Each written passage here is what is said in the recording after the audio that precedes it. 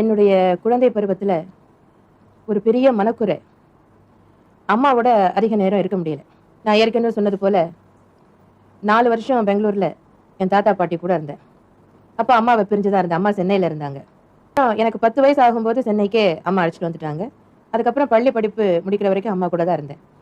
ஆனா காலையில நான் கண் பிடிக்கிறதுக்கு முன்னாலேயே அம்மா எழுந்து படப்பிடிப்புக்கு போயிடுவாங்க. அதனால வீட்டில் இருக்கிற வேலைக்காரங்க மற்றவங்க தான் என்னை ரெடி பண்ணி ஸ்கூலுக்கு அனுப்புவாங்க. பெரும்பாலும் இரவு நேரத்தில் நான் தூங்கின பிறகுதான் அம்மா வீட்டுக்கு திரும்பி வருவாங்க. ஒரு முறை ஸ்கூலில் இங்கிலீஷில் ஒரு எஸ்ஏ ரைட்டிங் காம்படிஷன் வச்சாங்க. அதில் நான் ஃபர்ஸ்ட் ப்ரைஸ் வாங்கினேன். அந்த ப்ரைஸை அம்மாவுக்கு காட்டணும், நான் எழுதின எஸ்ஏ அம்மாவுக்கு காட்டணும் அப்படிங்கிறதுக்காக ரொம்ப நேரம் காத்திருந்தேன். அம்மா வரல. அதனால பெட்ரூமுக்கு போய் தூங்கிட்டு அப்புறம் அம்மா என்னை பார்க்க மாட்டாங்களேங்கிறதுக்காக கீழே டிராயிங் ரூம்லேயே சோஃபாவில் அப்படியே உட்காந்துட்டு இருந்தேன். என்ன அறியாமல் அப்படியே அந்த ப்ரைஸையும் அந்த நோட் புக்கையும் பிடிச்சிட்டு அப்படியே தூங்கிட்டேன். இரவு 12 மணிக்கு மேலே இருக்கும். அம்மா வந்தாங்க.